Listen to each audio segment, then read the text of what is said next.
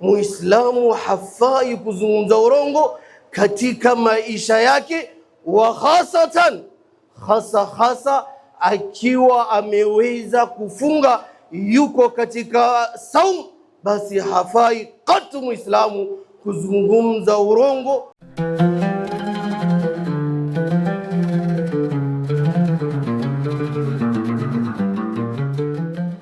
Baada ya kumshukuru Allah tabaraka wa taala na kumtakia rehma qaidu hadhihi al-umma Muhammadun sallallahu alayhi wa sallama, na wausieni pamoja na kujihusia nafsi yangu zaidi kuweza kumwogopa Allah tabaraka wa taala katika hali ya kuweza kutekeleza maamrisho yake, wa kadhalika alhali aidan, na vile vile kwenye hali ya sisi kama Waislamu kuweza kujiepusha mbali zaidi na makatazo yake.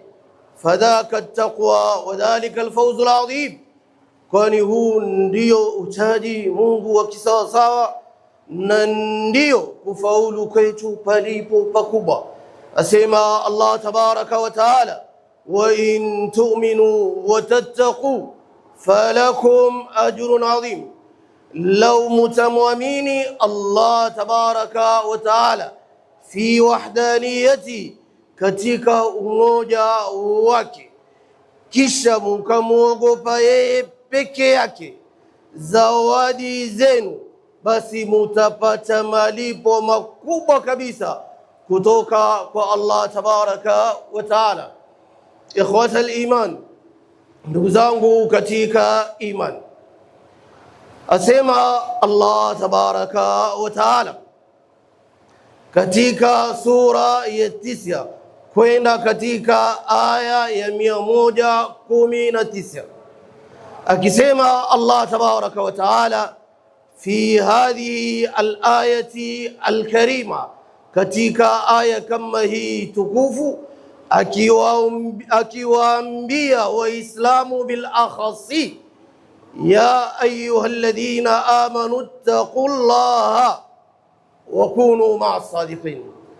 Asema Allah tabaraka wa taala katika aya kama hii tukufu, enyi mulio amini, ittaqullah, mwogopeni Allah tabaraka wa taala, fi dawri hayatikum, kwenye mzunguko mzima wa maisha yenu, mumuogope Allah tabaraka wa taala kiukweli kabisa, haqqa tuqati. Na wallahi, kama kuna muda maalum ambapo muda kama huu ukifika, yafaa Waislamu kuhimizana na kukumbushana mara kwa mara kuweza kumwogopa Allah tabaraka wa taala zaidi, basi mimi nasema mndani kama huu, insaha tabir, ikiwa hivi sasa tuko ndani ya mwezi wa Shaaban, ni tayari tumeweza kukurubia moja kwa moja kuingia katika mwezi mtukufu wa Ramadhan.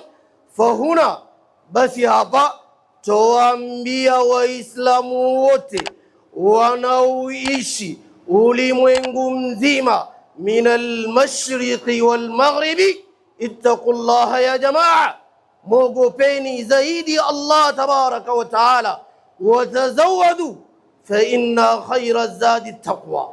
Kwa hivyo mwogopeni zaidi Allah tabaraka wa taala, kisa isitoshe, wakunu ma'a sadiqin. Allah tabaraka wa taala anasema, na muwe pamoja na watu wema wacha Mungu wenye kusema ukweli katika maisha yao. Faqad kana Abdullah ibn Mas'ud radhiyallahu anhu wa arda, alikuwa Abdullah ibn Mas'ud radhiyallahu anhu wa arda mara nyingi sana akipenda sana kuwasomea Waislamu mara kwa mara aya kama hii, tena kwa sauti ya hali ya juu kabisa, akiwaambia ya ayuha alladhina amanu ittaqullaha wa kunu ma'as sadiqin, kisha akiwauliza swala kama hili kwa kuambia maneno kama haya, wa hal tarawna fi hadhihi al-ayati al-karima fursatan lilkadhibi au alkhiyana. Kisha Abdullah ibn Mas'ud baada ya kuwasomea Waislamu aya kama hii alikuwa akiwauliza swala kama hii, wa hal tarawna fi hadhihi al-ayati al-karima, je, mumeona katika aya kama hii tukufu sehemu yoyote ile ambapo Allah tabaraka wa taala ametoa nafasi japo ndogo kwa Waislamu kuweza kuzungumza urongo katika maisha yao? Faljawabu la, kama qala sallallahu alayhi wasallam fima thabata fi sahihaini bi anna almu'min la yakdhibu asla. Jawabu ni kwamba la, Muislamu kama Muislamu anaweza kuteleza kwa mambo mengine bikauni biannahu ghaira masum, lakini Muislamu hajibandiki sifa ya kusema urongo, bal wa innama yaftari alkadhiba alladhina la yu'minun. Allah tabaraka wa taala anasema, bal mwenye kuwa na tabia ya urongo, mwenye kuwa na sifa ya urongo ni yule ambaye bado imani haijakita katika moyo wake na kumtambua Allah tabaraka wa taala. Na ndiposa ikawa hata saum ya Muislamu haisihi hata akafunga, illam yada qawla zur wal amalu bihi. Ndiposa hata saum ya Muislamu haiwezi ikasihi katika sharia iwapo Muislamu kama huu atakuwa ni mwenye kufunga walam yada qawlu zur wa shahadatu alkadhib au alamalu bihi, lakini akawa hawezi yeye kuacha urongo, basi saumu yake haitasihi. Kama qala sallallahu alayhi wasallam fi alhadith alladhi akhrajahu al-Bukhari fi sahihi haythu qala sallallahu alayhi wasallam, man lam yada qawla az-zur wal amalu bihi falaysa lillahi hajatan fi an yada'a ta'amahu wa sharabahu. Kwa hivyo kuzungumza urongo ni miko kwa Muislamu. Muislamu hafai kuzungumza urongo katika maisha yake, wa hasa akiwa ameweza kufunga, yuko katika saum, basi hafai katu Muislamu kuzungumza urongo kwa hali yoyote ile. Na hapa tutoa tahadhari kubwa kwa baadhi ya wenzetu, kwa sababu mambo ni sisi kwa sisi, siri zote wajuana. Kuna baadhi ya Waislamu ambayo imekuwa ni kama tabia yao kuweza kuzungumza urongo mara kwa mara. Wao wakisha inuka asubuhi, wakisha kushika simu zao mina sabahi wal masai, hawana lolote la khairi wanalolitangia katika simu zao illa alkadhib, isipokuwa ni kuzungumza urongo asubuhi, mchana, usiku. Wao kazi yao ni kuzungumza urongo, liyudhhika bihi alqaum, kwa sababu ya kufurahisha watu, kutafuta views na kutafuta ushabiki katika maisha yao. Bwana Mtume sallallahu alayhi wasallam atoa tahadhari kubwa kwa Waislamu, fawailun lilkadhib, fawailun lilladhi yuhaddithu an-nasa bilkadhibi liyudhhika bihi alqawm fawailun lahum mimma katabat aydihim wa wailun lahum mimma yaksibun. Mtume sallallahu alayhi wasallam atoa tahadhari kubwa kwa wale wenye tabia ya kuzungumza urongo katika maisha yao. Fawailun lahum mimma katabat aydihim wa wailul lahum mimma yaksibun. Kwa hivyo hii ni sifa ya kwanza ambao Muislamu ataka ajipambe nao hivi sasa, tukiwa tuelekea katika mwezi mtukufu wa Ramadhani. Muislamu ajipambe na sifa ya taqwa Allahi tabaraka wa taala, akiambatanisha sifa kama hii na as-sidqu fil muamala, kuwa mkweli kwenye muamala wake wa kijamii. Nukta ya pili, yatakana vile vile kwa Muislamu hivi sasa tukiwa tuelekea kwenye mwezi mtukufu wa Ramadhani, Muislamu awe na sifa ya as-sidqu niyya wal azmu al-haqiqi fi al-amr. Yani Muislamu awe na nia njema, awe na nia ya ukweli kutaka kufanya mambo yake. Asema Allah tabaraka wa taala, man jaa bil hasanati falahu khairun minha. Kadhalik asema Abuna Mtume sallallahu alayhi wasallam fima rawahu al-Bukhari wa Muslim fi sahihayn, hadithi Abdullah ibn Abbas radiyallahu anhuma, haythu qala qala sallallahu alayhi wasallam, man hamma bi hasanatin falam ya'malha kataba Allahu lahu hasanatan kamila. Bwana Mtume sallallahu alayhi wasallam anasema, yeyote ambaye atatia nia ya ukweli kuweza kufanya mambo mema, wa azima alaiha, na akaazimia kisawa sawa zake, falam ya'malha, kisha Allah tabaraka wa taala hakuweza kumjalia kufanya mema kama yale, kutekeleza khairati kama zile, kataba Allahu lahu hasanatan kamila, Allah tabaraka wa taala atamuandikia malipo na thawabu kiukamilifu, madam alikuwa na nia njema. Wal azmu alhaqiqi fi al-amr, kadhalik na awe na maamuzi ya kiuhakika kwenye kufanya mambo yake, hata kama hatofikia katika malengo yake, bado ana thawabu kubwa kwa Allah tabaraka wa taala. Waman yuhajir fi sabilillah yajid fil ardi muraghaman kathira waman yakhruj min baytihi muhajiran ila Allahi wa rasulihi thumma yudrikuhu al-maut faqad waqa'a ajruhu ala Allah. Allah tabaraka wa taala anasema, yeyote ambaye atakuwa ni mwenye kugura, basi bila shaka atapata malipo makubwa kabisa kutoka kwa Allah tabaraka wa taala.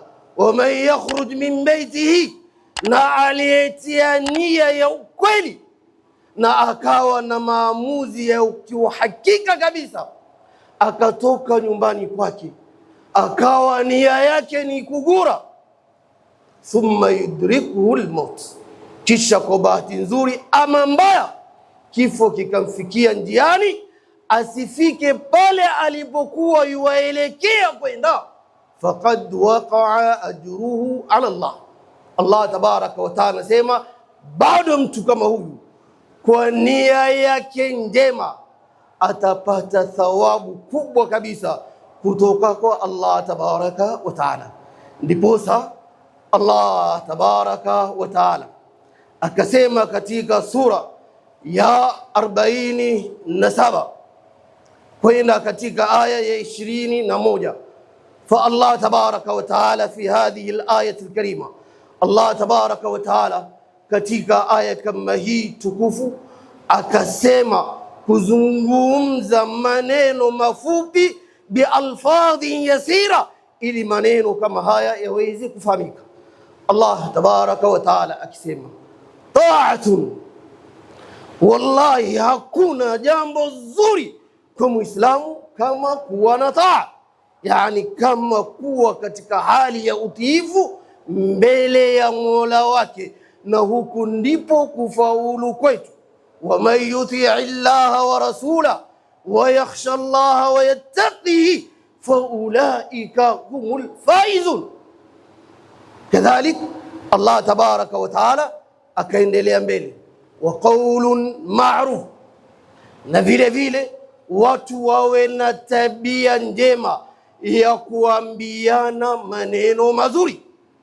Maneno mazuri ni sadaka, maneno mazuri ni tunu, na saa nyingine maneno mazuri yanakuwa ni bora zaidi kuliko kumpa mtu zawadi ya kitu katika maisha yake. Asema Allah tabaraka wa taala, qaulun ma'rufun wa maghfiratun khairun min sadaqatin yatba'uha adha wallahu ghaniyyun halim. Kadhalik Allah tabaraka wa taala akasonga mbele zaidi na kusema, fa idha azama al-amr, na muislamu akisha kwamba tayari ameazimia kufanya jambo la khairi, hafai tena kuwa na taraddud kwenda mbele na nyuma. Fa idha azamta bas bismillah wa tawakkal ala Allah, wewe inua hatua na umtegemee Allah tabaraka wa taala.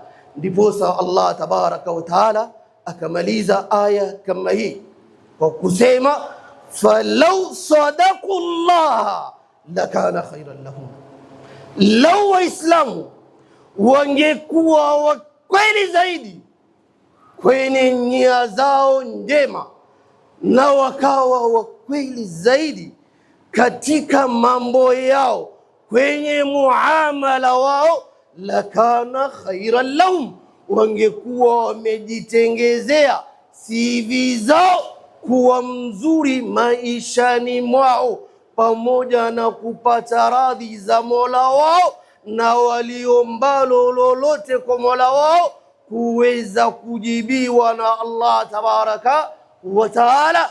Bora tu muislamu asikate tamaa na rehma za Allah tabaraka wa taala. Ujue madam umemuomba Allah tabaraka wa taala ukiwa na yakini na ukweli, jua hakika ya kwamba Allah tabaraka wa taala atakujibu maombi yako, walau baada hin, hata kama ni kwa mwaka mwingine. Hadith ya Shaddad ibn Hadi radiyallahu anhu wa arda, anasema jaa arabiyun ila nabii sallallahu alayhi wasallam fa aslama wa amana bihi wa atba'ahu.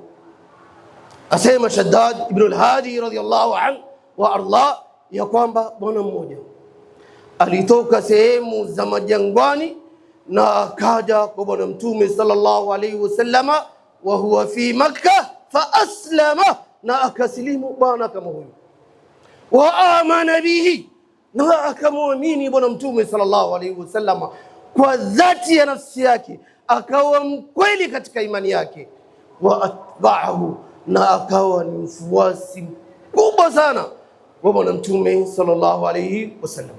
Bwana mtume sallallahu alayhi wasallam alipogura mji wa Makkah na kwenda ila ardhi al-Madina, bwana kama huyu kadhalik na yeye akafunga safari, akagura mji wa Makkah, akaenda ila ardhi al-Madina kwa bwana mtume sallallahu alayhi wasallam. Siku moja pakatokea ihda al-ghazawat, masahaba wakenda wakapigana na maadui zao, farajau biribhin adhim, kisha wakarudi mji wa Madina wakiwa na ushindi mkubwa na faida kubwa, wamepata mali mengi sana katika ghanaimul ma'raka. Bwana mtume sallallahu alayhi wasallam akatenga fungu moja zuri kabisa, akamwekea sahaba kama huyu aliyekuja kusilimu.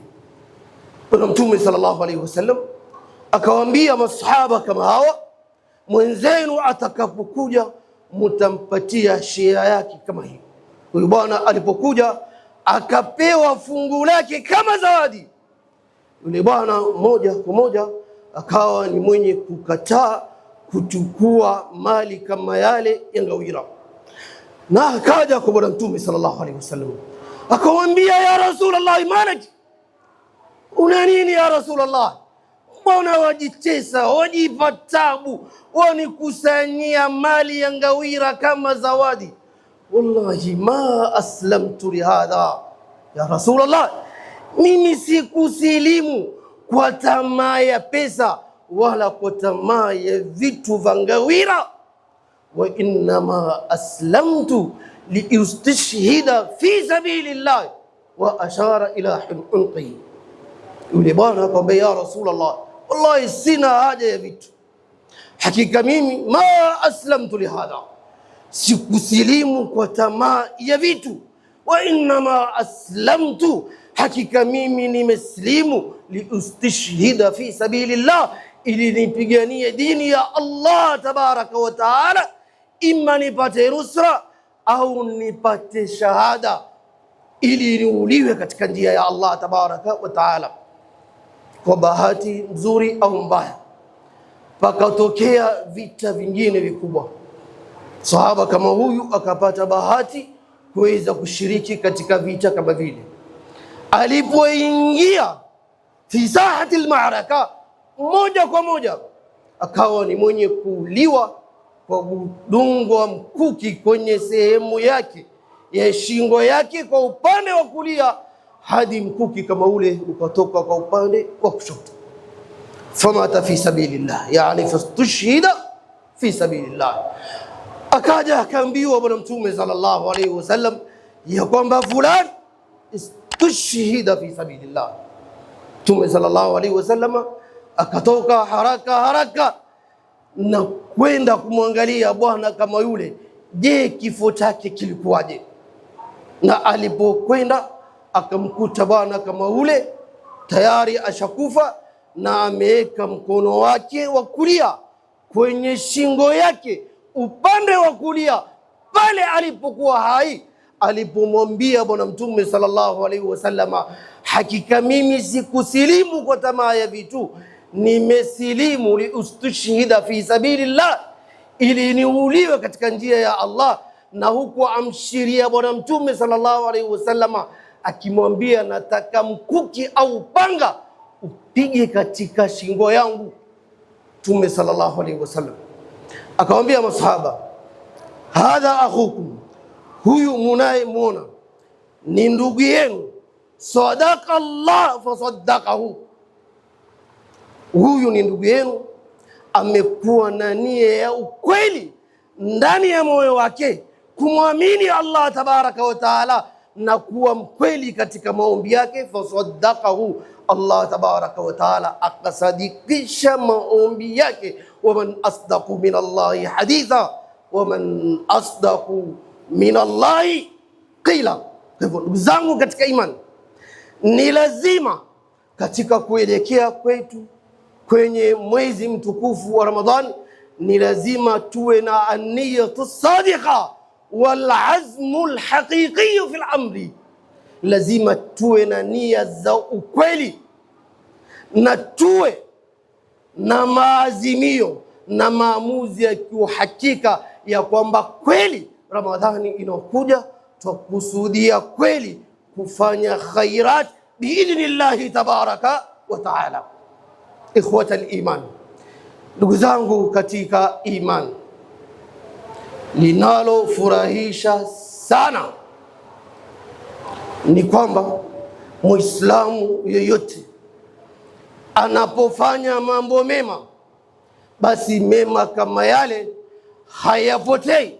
Fa inna Allaha la yudhi'u ajra man ahsana amala, bal Muislamu akiyafanya mambo mema, bila shaka huenda akawa ni mwenye kupata radhi za Allah tabaraka wa taala fi dunya wal akhirah. Fanya mema, angalie la'allaka tarda, Allah yutafurahi. Na Allah tabaraka wa taala aliwaridhia sana masahaba wa Bwana Mtume sallallahu alayhi wasallama pale alipoona ukweli wa nia zao kwenye matendo yao, Allah tabaraka wa taala akawaridhia masahaba kama hawa. Faradhiyallahu an wa radu an. Wakati gani? Pale alipowaona masahaba nia zao za kufanya khairi ni nia za ukweli. Laqad radiyallahu anil mu'minin idh yubayi'unaka tahta ash-shajara fa'alima ma fi qulubihim. Allah tabaraka wa taala aliwaangalia sana masahaba walipokuja kutoa saputa yao kwa Bwana Mtume sallallahu alaihi wasallam. Allah akawatazama kwa makini sana kuangalia nyoyo zao. Je, ni wa kweli au ni warongo? Allah tabaraka wa taala akagundua ya kwamba hawa ni wa kweli. Fa'alima fi qulubihim. Allah tabaraka wa taala akayajua yale yote yaliyokuwemo ndani ya nyoyo zao ya kwamba ni mambo ya ukweli. Fa anzala as-sakinata alayhim. Allah tabaraka wa taala akawapa amani na utulivu katika maisha yao. Wa athabahum fathan qariba. Ndugu zangu katika imani, ikiwa masahaba kwenye uwanja wa vitani waliambiwa wajipange vizuri zaidi, kwa sababu nusra ya Allah tabaraka wa taala iko karibu kushuka. Ala inna nasra Allahi qarib. Kadhalik na sisi tulio mjini tunaoishi raha mustarehe, bardan wa salama, kadhalik yataka tujiandae vizuri zaidi, tukielewa ya kwamba hivi sasa Ramadhani iko karibu kufika. Kullama huwa atin qarib wa kullama huwa qaribun yasil wa kullama huwa yasil fasayudriku al-insanu fi hayatihi wa inna Allah tabaraka wa taala la yattali'u ala qulubi ibadihi liyanzura kayfa ta'malun. Allah tabaraka wa taala hivi sasa anawaangalia waja wake kwa makini sana, kuangalia watafanya nini Ramadhani ikiingia. Wa kaifa yakunu istidaduhum, je, na maandalizi yao yakoje? Mbona waislamu wa leo si kama salafu na salih ambao Shaabani ikifika tayari wanafanya maandalizi ya mwezi mtukufu wa Ramadhani bisalati wal qiyami wa qiraati alquran, bal na kutoa sadaqa kwa masakini. Hawa leo mbona hawaonekani? Wa qul i'malu fasayara Allahu amalakum wa rasuluhu wal mu'minun. Ndugu zangu katika imani, maandalizi ya jambo ni dalili ya kutaka kufanya jambo lenyewe, na jambo lenyewe liweze kufanyika kwa njia nzuri zaidi. Na Allah tabaraka wa taala aliwashambulia sana masahaba wa Bwana Mtume sallallahu alayhi wasallam walipoacha kushiriki fi ghazwati Tabuk, na wakaja masahaba kama hawa kwa Bwana Mtume sallallahu alayhi wasallam wakatoa dharura chungu mzima na kumwambia, ya Rasulullah, hakika hali yetu haikuwa mzuri wakati huo, wanshaqatil juyub, na hata baadhi yetu mifuko yao ilikuwa imetoboka, isharatan wakishiria ya kwamba hawakuwa na chochote katika mifuko yao. Fa Allah tabaraka wa taala pale pale akawarudi masahaba kama hao na kuwashambulia na kumwambia Bwana Mtume sallallahu alaihi wasallam, hakika hao wengi wao hawakuwa wa kweli wa nia zao, na hawakuwa na maamuzi ya kiuhakika kwamba wataka kutoka na wewe wataka kushiriki na wewe kwenda kwenye vita kama hivi.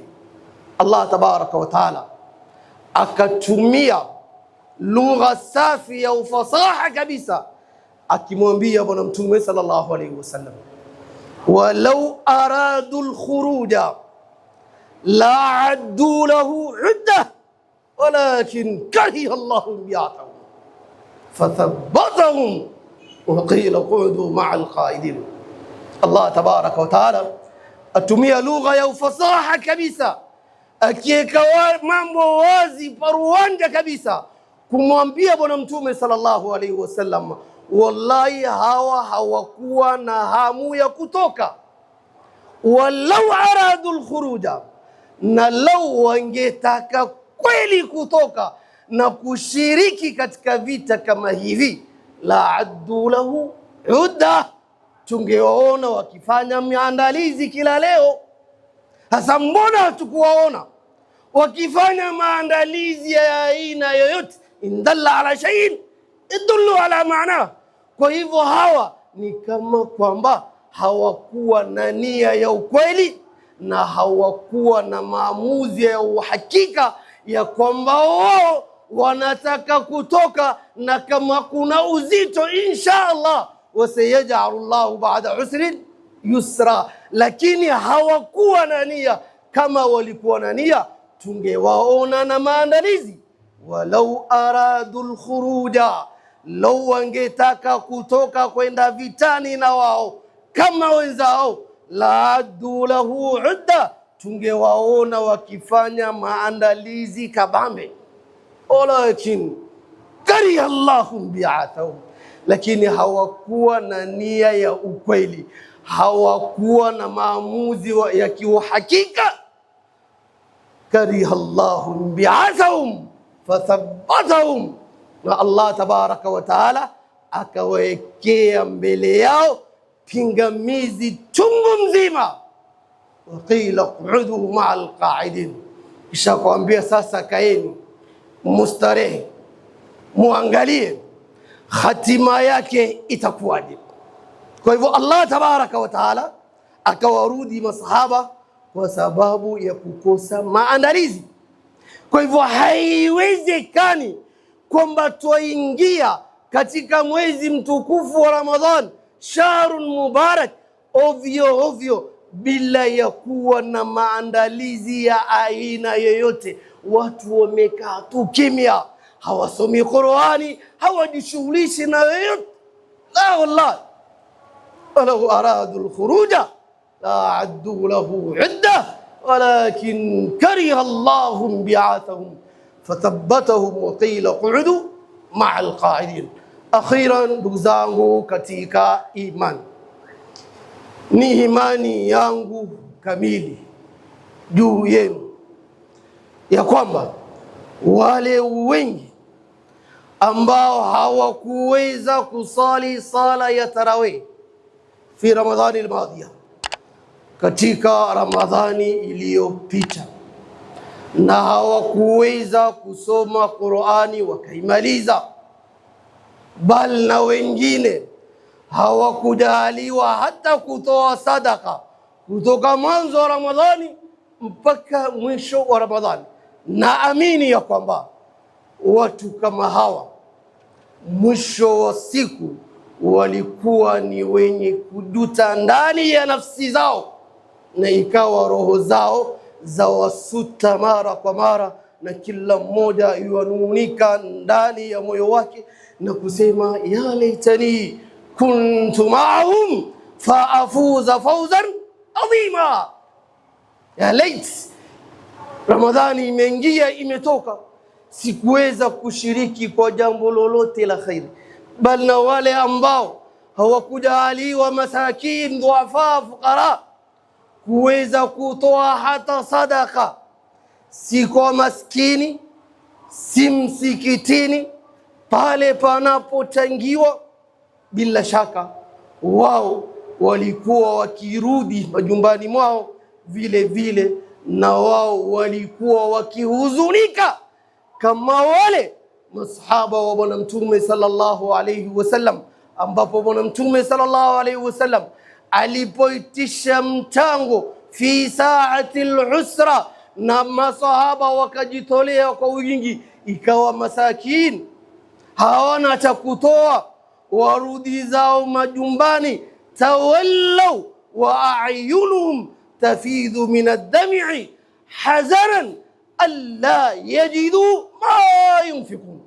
Wakawa wanarudi majumbani masakin wakisikitika katika nyoyo zao, kwa nini wenzetu wako mbele kwenye kufanya khairat na kufanya mambo mbalimbali, lakini sisi hatuna chochote cha kutoa. Bal waqad jaa fil athar, imekuja kwenye athar, baadhi ya masahaba walikuwa wakinunika kwa wenzao ambaye Allah tabaraka wa taala amewapatia good life maishani mwao, wakawa wafanya khairati mara kwa mara na kutoa sadaka kwa wingi. Wakaja baadhi ya masahaba ambao ni masakini, dhuafa, fuqara kwa Bwana Mtume sallallahu alayhi wasallam, na wakawa wanalamika wazi wazi na kumwambia Bwana Mtume sallallahu alayhi wasallam, dhahaba ahlu ad-duthuri bil ujur wa bi darajatin 'aliya yusalluna kama nusalli wa yasumuna kama nasum wa yatasaddaquna bi fuduli amwalihim